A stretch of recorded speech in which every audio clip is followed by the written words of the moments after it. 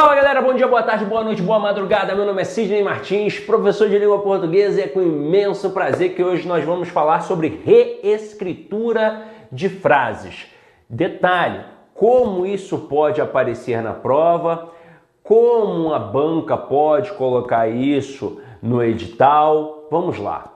Tem bancas que colocam um pouquinho diferente. Então você pega a FCC, por exemplo, não vai aparecer lá no enunciado do edital reescritura de frases. Vai aparecer muito provavelmente no último tópico do edital a palavra redação. Mas aí pense, é a redação de produção textual? Não, pois quando tem uma redação para valer mesmo, para produzir um texto, tem lá na parte discursiva.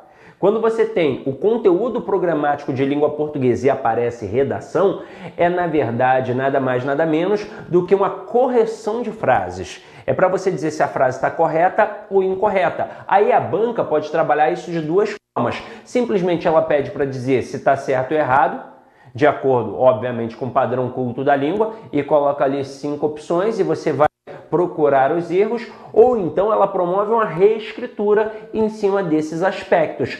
Já o Sebrasp, em todos os enunciados de reescritura, ele coloca lá, ó, reescritura mesmo. Ele coloca no edital reescritura. E caramba, o que é reescritura? O que vai cobrar a reescritura? Absolutamente tudo que tem na língua portuguesa.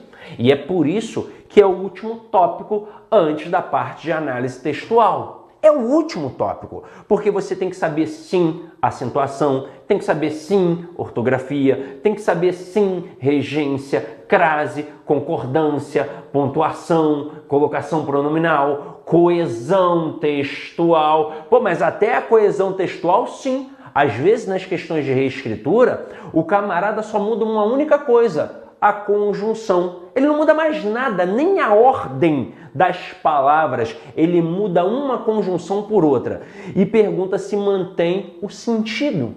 E aí, vamos lá, se você domina aquela conjunção, você faz essa questão assim, ó, em 3 segundos. Se você não domina, você vai ficar esperando cair do céu e não vai cair. Aí o que a gente vai fazer aqui agora, se isso aqui na verdade é um apanhado do todo que a gente já viu? Eu vou aqui agora ficar revisando tudo que a gente já viu nos mínimos detalhes? Claro que não, pois se eu fizesse isso, nós ficaríamos aqui mais umas 20 horas estudando. E não tem necessidade porque você já estudou os assuntos que nós vamos mencionar aqui agora. Mas eu vou dar orientação de como você deve agir. Só que é o seguinte, essa orientação é para minimizar os problemas com os quais você vai se deparar. Você vai se deparar com alguns problemas. Só que aí é o seguinte, você pode ampliar o seu nível de acerto das questões de reescritura, mas muito, muito. Se você antes acertava 20% das questões de reescritura, você agora vai acertar 90%. Sidney, mas e o 100%? Eu quero 100%. 100% depende de você. Porque eu vou falar assim, ó, olha para o verbo. Busca ali a questão da concordância, busca ali a questão da regência.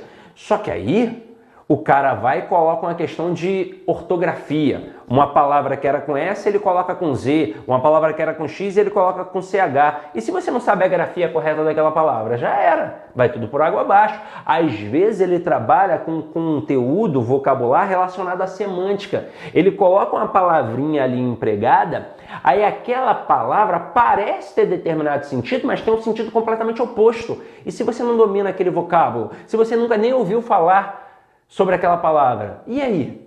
Poxa, já não fica mais na minha mão. Então, nesse momento, você tem que entender que você precisa cada vez mais ampliar o seu conteúdo, cada vez mais dominar todos os procedimentos. E aqui agora eu vou te orientar, e quanto mais questões você fizer, obviamente mais próximo da excelência você vai estar. Então, acompanha aqui comigo, ó. Reescritura de frases.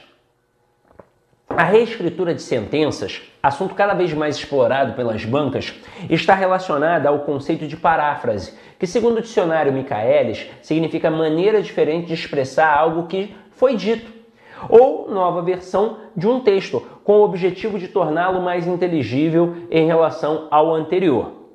Ao contrário das questões que exploram um tema específico, nas questões sobre reescritura é necessário analisar todos os elementos gramaticais e semânticos envolvidos. O primeiro passo é observar o que a questão pede, né? O que pede a questão, tem que ser muito obediente, para saber se envolve apenas aspectos semânticos ou se também exige análise gramatical. No primeiro caso, nos aspectos semânticos, o candidato deve avaliar se nas propostas de reescrita de uma sentença o sentido da frase foi alterado, mantido ou prejudicado. Então, por exemplo, tinha um sentido de causa, agora tem um sentido de consequência.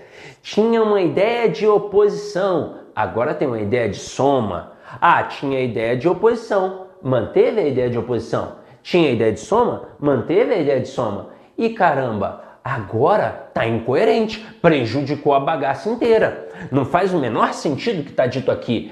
Então isso tudo tem a ver com a semântica, com as ideias apresentadas ali. Isso se for só de base semântica, mas tem a parte de correção gramatical também, é óbvio. Agora, é importante, a alteração e prejuízo semântico são conceitos diferentes. A alteração semântica possibilita que a sentença seja entendida de outra forma. Já o prejuízo semântico impede qualquer interpretação coerente. Quando for preciso analisar a correção gramatical, siga um roteiro. Não analise as sentenças de forma aleatória, isso não funciona. Então, o que eu vou fazer aqui agora é uma receita de bolo. Você vai seguir o passo a passo. Se você fizer isso sempre, a possibilidade de você acertar a questão vai ser grande. Agora, se você não seguir, há uma possibilidade muito grande de o teu bolo solar, tá? Então vamos lá. Primeiro passo. Identifique todos os verbos e locuções verbais da sentença e destaque-os, tá? É muito importante você entender, e você já entende, que a locução verbal, ela, na verdade, pode sim, né? Tem uma locução, tem um tempo composto ali, nós temos duas orações. Isso pode acontecer, mas na maioria das vezes eu tenho só um verbo principal e um verbo auxiliar. E se só tem um verbo principal, significa que só tem um possível tipo de sujeito, que pode ser determinado, indeterminado, ou até mesmo uma oração sem sujeito, e que vai ter um tipo de complemento, que aquele verbo é que vai predicar, que aquele verbo é que vai mandar, e o auxiliar ele está só obedecendo. Isso significa que ali tem apenas uma oração. Então é um período simples que eu posso chamar de uma oração absoluta. E por que nós vamos destacar esses verbos? Porque é a partir deles que nós vamos ver se tem sujeito e se tem complemento. É a partir deles que nós vamos ver se a concordância está adequada ou não. Então tem que destacar os verbos. Aí olha só, verifique a relação dos verbos com o respectivo sujeito e se a concordância verbal foi respeitada. A maioria das questões sobre reescrita explora os problemas relacionados à concordância entre o sujeito e o verbo. E a verdade é que você já domina isso, porque você viu na aula de concordância e sabe que a concordância verbal em si não é a relação entre o verbo e o sujeito. É mais do que isso, é a relação entre o verbo e o núcleo do sujeito. Então o camarada promove uma reescritura. E aí na reescrita ele amplia a frase, ele inverte a frase, ele dificulta para você perceber quem é o verbo e quem é o núcleo do sujeito, mas o bizu é sempre olhar para o verbo e perguntar a ele quem é o sujeito, sempre quem ou o que, porque o sujeito pode ser uma pessoa ou uma coisa, e aí você vai descobrir. Terminou o trabalho? Não, você tem que buscar o núcleo do sujeito. E quem sempre vai ser o núcleo do sujeito? O substantivo sem preposição. E aí, se esse núcleo estiver no singular, como é que vai ficar o verbo? No singular. Se esse núcleo estiver no plural, como é que vai ficar o verbo? No plural. As bancas, de um modo geral, gostam de brincar neste momento com o quê? Com voz passiva sintética. É isso mesmo. O camarada começa com um verbo mais um pronome ser, é um verbo transitivo direto, com uma PA, com a partícula passivadora, só que ele coloca uma estrutura intercalada ali e joga o sujeito bem lá para longe. Se o núcleo do sujeito estiver no singular, esse verbo tem que ficar no singular. Se o núcleo do sujeito estiver no plural, esse verbo tem que ficar no plural. Vou dar um exemplo para vocês, ó. Comenta-se nos últimos tempos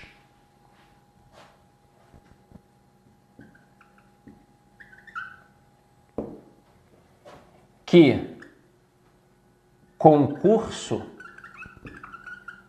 é para os fortes. Esta frase está perfeita. Por quê? Porque esse verbo é um verbo transitivo direto. Esse pronome ser é uma PA, é uma partícula passivadora. Detalhe, neste momento eu tenho o que aqui, ó? Eu tenho uma oração subordinada substantiva que é subjetiva, porque ela funciona como sujeito e é um sujeito oracional. Então, obviamente, o verbo fica o quê? No singular. Mas e se o camarada tivesse colocado assim, ó, comentam-se, como se fosse um sujeito indeterminado, como se alguém estivesse praticando a ação de comentar e colocasse aqui o nosso sujeito oracional. Se ele tivesse colocado comentam-se, a frase já estaria errada. Aqui eu coloquei um exemplo de frase certa, mas se ele tivesse feito assim, ó, aluga-se na avenida principal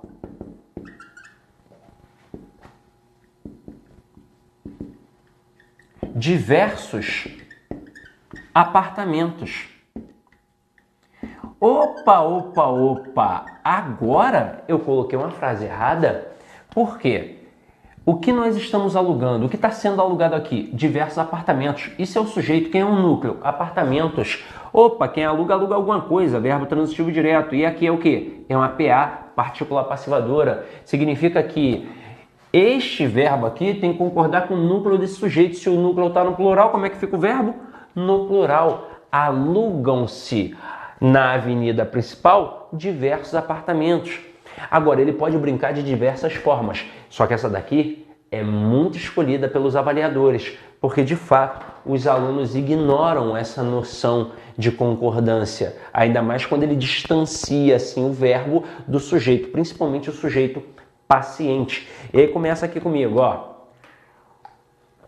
Na sequência, observe a regência de cada verbo e como eles se relacionam com os seus complementos, se houver. Então você tem que estar muito antenado com a regência. E geralmente eles derrubam o candidato com regências bobas, tá? O camarada coloca assim, ó. Coloca um texto, aí tem tudo isso no texto. E aí no período seguinte ele coloca assim: chegamos em casa extremamente cansados. Aí você, nossa, tá tudo bonitinho. Mas aí olha o que ele fez. Em casa. Mas quem chega não chega em, quem chega, chega a algum lugar. Então chegamos a casa extremamente cansados. E você sabe muito bem que aqui não vai ter crase, pois esse a é apenas uma preposição que foi exigida pelo verbo. Então tem que dominar a regência? Tem que dominar a regência. Não dá para dar mole em regência. Olha o que a gente tem aqui na sequência. Lembre-se de que os pronomes relativos devem obedecer à regência do verbo da oração em que se inserem e ser coerentes com o termo referente. Então eu coloco aqui assim, ó. Essa é a música a qual meu filho canta. Quem canta, canta alguma coisa. Então essa frase aqui está certinha. Eu poderia colocar um acento grave indicativo do fenômeno da crase aqui? Não, de forma alguma. Agora, se eu tivesse colocado assim, ó, Essa é a música a qual me referi. Opa! Quem se refere a alguém.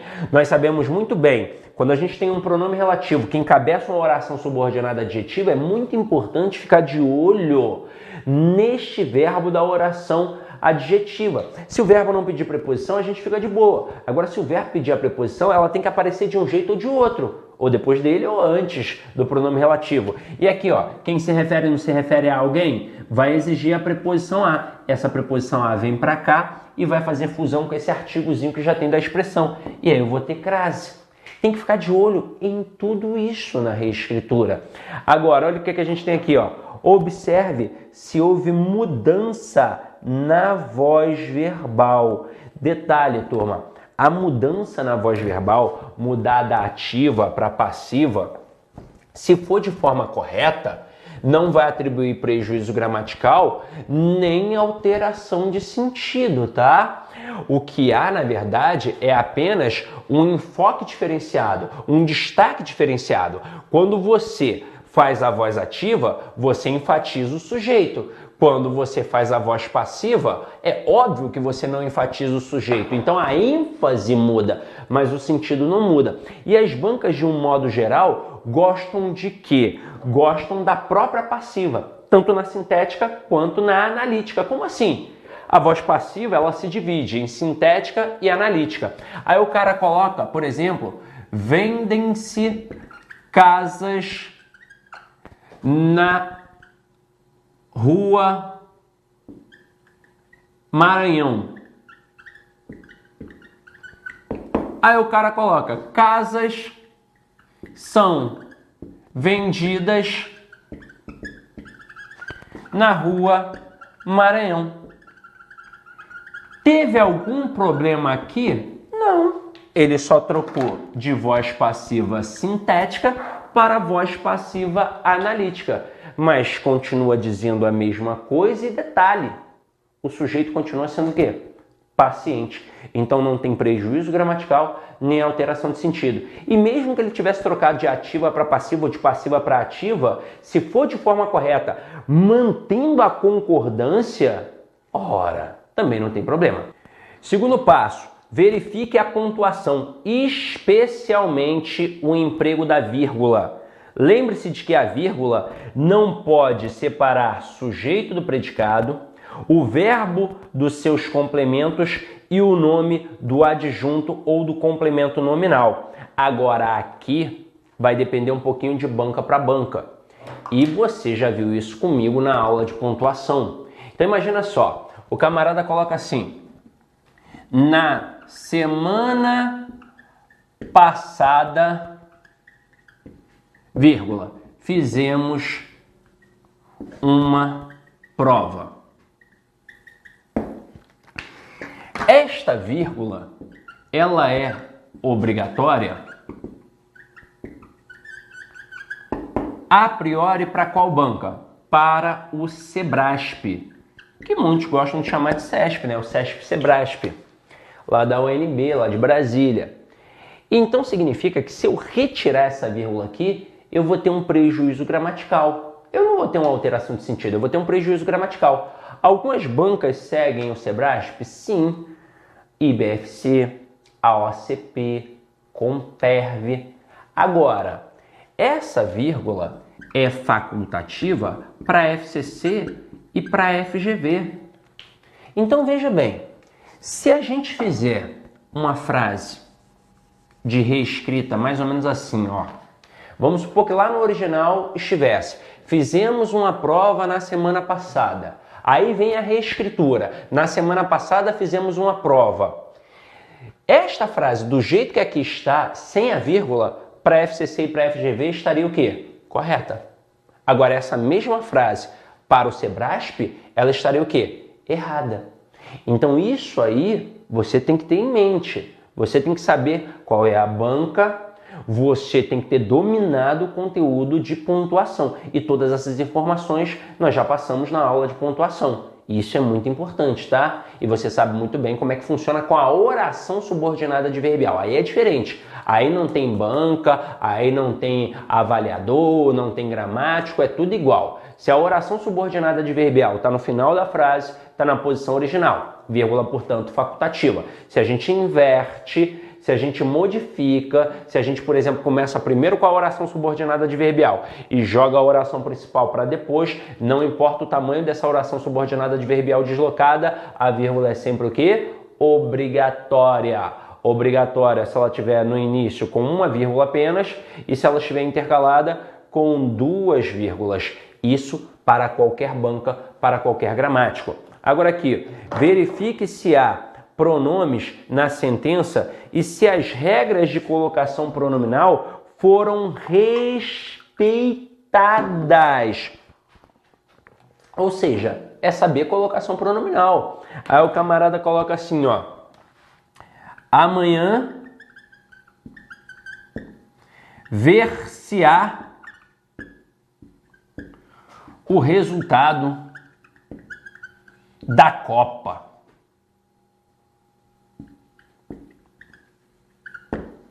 Aí o cara olha para cá e pensa, poxa, um verbo no futuro, mesóclise, show de bola. Mas o amanhã é uma palavra o quê? Facultativa. Uma palavra de fator proclítico. Eu não posso mais aqui ter a mesóclise, obrigatoriamente eu tenho que ter o quê? Uma próclise. Amanhã se verá o resultado da Copa. É isso, é dominar os conceitos gramaticais. Se você tem isso tudo dominado, você começa a mandar bem nas questões de reescritura. Se você não tem, obviamente, você vai capengar. Agora aqui, ó, 4º passo. Observe se a substituição de vocábulos na sentença, especialmente conjunções e preposições, acarreta incorreção gramatical ou repercussão de ordem semântica. E aí, gente, conjunção é o creme de la creme. O camarada vai pegar um portanto, que é uma conjunção conclusiva, e vai trocar por um porquanto, que é uma conjunção causal explicativa. Ele vai pegar o entretanto, que é uma conjunção adversativa, e vai trocar por um conquanto, que é uma conjunção concessiva. Tem que tomar cuidado. Tem que tomar cuidado. Se está pegando e quer manter o mesmo sentido, tem que trocar por conjunção de igual sentido. E para isso, você tem que decorar as conjunções. Não adianta. Se você ainda não decorou, se você ainda não fez um quadrinho seu, lá no teu cantinho de estudo, anexou, coisa e tal, tá sempre visualizando, sempre fazendo questão de conjunção, sempre massificando aquele conceito, se você ainda não fez isso, você vai capengar aqui. Se gente, já fiz, já melhorei muito, continue, porque o objetivo é a excelência, tá? Agora aqui, ó, 5º passo. Observe o emprego ou não do acento grave, né? Se esse emprego respeitou as normas de ocorrência de crase. Então, galera, é dominar a crase. É saber que você não vai colocar crase diante de um verbo. É saber que você não vai colocar o A no singular, crase A diante de uma palavra feminina no plural. É saber todas essas regrinhas de crase. Sidney, ainda estou capengando um pouco em crase. Então, vá até a aula de crase, domine os conceitos de crase para você tirar de letra, tá? Agora, meus amores, o que a gente vai fazer aqui agora? A gente vai fazer exercícios de fixação. Olha essa questão. Uma das grandes coisas que se vêem hoje no mundo e nós, pelo costume de cada dia, não admiramos, é a transmigração imensa de agentes e nações etíopes, que da África continuamente estão passando a esta América. Entra uma nau de Angola e desova no mesmo dia 500, 600 e talvez 1000 escravos. Na linha 3, o vocábulo desova, que apareceu aqui, aí é claro que apareceu na linha 4, mas só por uma questão de formatação, foi empregado com um sentido pejorativo. O que o camarada tem que saber? O que é sentido pejorativo? Sentido pejorativo é um sentido o quê? Negativo, ruim. Então foi empregado com sentido pejorativo, revelando a desaprovação do autor em relação à chegada de escravos ao Brasil. Gente, quando ele fala esta América, é óbvio que ele está falando do Brasil, tá? Tinha um texto, e aí você entender melhor o texto e, claro, tem todo o teu conhecimento de mundo para poder entender legal a parada. Mas ele está aqui direcionando para a desova. Gente, quando a gente fala assim, pô, vou desovar um corpo ali. Bem, a gente não fala isso, né? Espero, né, que você não fale isso, porque se você desova um corpo ali, você é um criminoso. Mas a gente no nosso dia a dia fala assim, pô, tu vai me largar aqui, tu vai me desovar aqui, exatamente por isso, né? Por conta das desovas que as pessoas falam de desova de corpo, e nesse momento é algo negativo, é uma coisa ruim, pô, desovar, largar, abandonar, então obviamente tem um sentido pejorativo. Então essa questão aqui, ela tá certa. Tá vendo o que ele exigiu? Um conhecimento vocabular, não necessariamente uma reescrita com todo acervo gramatical. E aí você começa a perceber, dominar os vocábulos é importante, demais. Demais, até porque o camarada pode derrubar qualquer candidato, tendo em vista que nós temos quase 500 mil palavras na língua portuguesa. Se você dominar o conceito, você acerta. Se você não dominar, não vai cair do céu. Então vamos lá, ó. Sayron Franco, artista plástico contemporâneo, realiza uma montagem em Brasília em 1990, no Dia da Criança. A obra é uma bandeira brasileira feita de caixões coloridos de crianças, exposta em frente ao Congresso Nacional. Desconstrói no coração do poder político brasileiro o emblema da pátria e a imagem do Brasil como um país do futuro. E aí vem, a expressão emblema da pátria remete a Congresso Nacional. Não, turma. Quem é o emblema da pátria? É a bandeira brasileira. Então essa questão aqui, mais uma vez, trabalhou com aspectos semânticos, com questão de conhecimento de mundo. Não focou numa reescritura com bases diversas gramaticais. Apenas o conhecimento vocabular e o teu conhecimento de mundo. Afinal de contas, o emblema da pátria é a bandeira nacional. Então aqui a bandeira brasileira, então o gabarito aqui, ó, tá errado. Próxima questão. Opa, vamos lá. A observância do dever de cuidado e do de cooperação, traduzida, portanto, na atuação comprometida e concertada das estruturas orientadas para a função de controle da gestão pública, deve promover entre os agentes e órgãos de controle comportamentos de responsabilidade e responsividade. Por responsabilidade, entenda-se o genuíno compromisso com a integralidade do ordenamento jurídico, o que pressupõe, acima de tudo, o reconhecimento de um regime de vedação da omissão. Responsividade, por sua vez, traduz o comportamento orientado a oferecer respostas rápidas e proativas, impregnadas de verdadeiro compromisso com a ideia-chave de promover o bom funcionamento do Estado. Com relação às estruturas linguísticas do texto, julgue o item a seguir. A coerência do texto seria preservada caso os vocábulos comprometida e concertada fossem substituídos respectivamente por responsável e reparada. Aí vamos lá.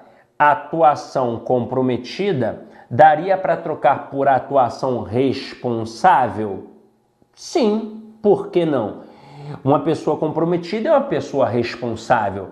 Aí ele vem aqui e ele pega esse consertada e troca por reparada. Aí você pensa, nossa, faz todo sentido do mundo. Mas peraí, você viu que o consertada aqui não apareceu com a letra S? E aí pensa na aulinha de ortografia. Eu tenho um conserto com S, eu tenho um conserto com C. Conserto com S é daquilo que está quebrado, lembra? O conserto do sapato está furado, vamos consertar. Então a mesa quebrou, vamos consertar com S. Agora conserto com C é de conjunto. Então aqui é uma atuação comprometida e concertada, ou seja, tem um conjunto, está coeso. Quando ele coloca aqui o reparada, é pro concertada com S e não pro concertada com C. Então não dá para fazer essa troca aqui não. Então gabarito errado. Vamos agora para as questões de prova. Na verdade, tudo foi questão de prova, mas como eu sempre faço com vocês, a gente começa a fixar o conteúdo e depois a gente aprofunda um pouco mais na dinâmica que de vez em quando você não encontra em determinados cursinhos, até porque eu mesmo gravo em alguns cursinhos e quando eles nos pedem a teoria, é só a teoria mesmo. Porque eles só querem um curso de teoria, só querem um curso de exercícios de forma isolada para vender dois produtos diferentes. E como a gente já bem sabe, quando você vai fazer o exercício, meio que você já esqueceu a teoria. É por isso que você fala, poxa, na aula parece tão simples, quando eu vou fazer a questão parece tão complexo. Por quê? Porque você não fez na hora, porque você não colocou em prática. E a gente vai colocar aqui agora. Então vamos lá, ó. Primeira questão aí, ó. Aqui neste escritório, onde a verdade não pode ser mais do que uma cara sobreposta, as infinitas máscaras variantes estão os costumados dicionários da língua e vocabulários, os Morais e Aurélios, os Morenos e Torrinhas, algumas gramáticas, o manual do perfeito revisor vademéco de ofício. Na linha 1, emprego de neste decorre da presença do vocábulo aqui, de modo que a sua substituição por nesse resultaria em incorreção gramatical. Certo? Por quê? Ele usou o neste em relação ao aqui para mostrar que ele está próximo. Próximo. E a gente usa este, esse e aquele com essa noção espacial. Se eu digo esta caneta é preta, eu só disse esta porque está na minha mão e eu sou o emissor. Então eu uso este para próximo do emissor. Se eu falar assim, ó, tá na tua mão a caneta, eu digo essa caneta é preta. Eu usei o essa porque agora está próximo do interlocutor. Agora se eu falar assim, ó, aquela caneta é preta, está distante do emissor e do interlocutor. Como ele disse, aqui, neste escritório, ele está no escritório. Está próximo dele, do emissor. Ele não pode trocar pelo nesse, porque o nesse é algo que fica próximo de quem? Do interlocutor e não do emissor. Então, por isso, haveria uma incorreção gramatical. Próximo aqui, ó. No trecho, vivemos um divórcio entre política e poder. A palavra divórcio poderia ser substituída por apartamento, sem alteração dos sentidos originais do texto. Sim, certo. Aí você vai falar, mas peraí, como assim apartamento? Eu moro num apartamento.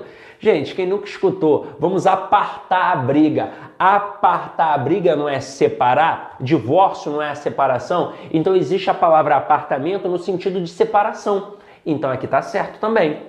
Depois, o consumo anual de açúcar no final do século XIX, por exemplo, era de apenas 2 quilos por pessoa. Atualmente é de 37 quilos. Nossa, essa mudança drástica não deixou o organismo humano ileso.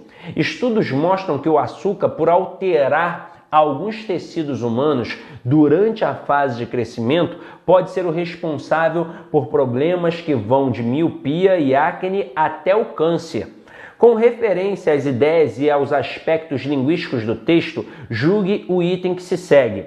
A correção e a coerência do texto seriam mantidas caso o termo ileso fosse substituído por, olha só que palavra, incólume. Gente, o que é algo incólume? É algo ileso, é um sinônimo.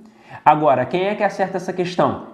Quem já tinha conhecimento desta palavrinha aqui. Quem não tem conhecimento do que é incólume, não vai acertar de jeito nenhum. Eu acerto porque eu já sei. Se eu não soubesse, eu também não acertaria. Eu poderia ser um professor de língua portuguesa de 30 anos de sala de aula. Se eu nunca tivesse visto essa palavra, eu não teria como acertar. Por isso que é muito importante ampliar sempre o nosso conhecimento vocabular. Então aqui gabarito, ó, certo. Próxima questão. Era preciso colocar no papel e compartilhar a dor daquelas pessoas que, mesmo ao fim do processo judicial e com a sentença prolatada, não me deixavam esquecê-la. No texto, a palavra prolatada foi empregada como sinônimo de deferida. Não, prolatada é professada, né? Foi falada, coisa e tal. Deferida, e aí você viu isso na parte de ortografia, deferida é aquilo que é aceito. Indeferido é aquilo que não é aceito. Então, obviamente, propalada e deferida não tem o mesmo significado. Então, aqui, ó, gabarito errado. E aqui a nossa quinta questão, que é sensacional. Considerando a construção morfossintática, semântica e discursiva do texto, julgue o item a seguir. Está sintaticamente correta a reescritura de: isso confere caráter à casa e às pessoas. Como? Isso confere caráter para a casa e para os seus ocupantes.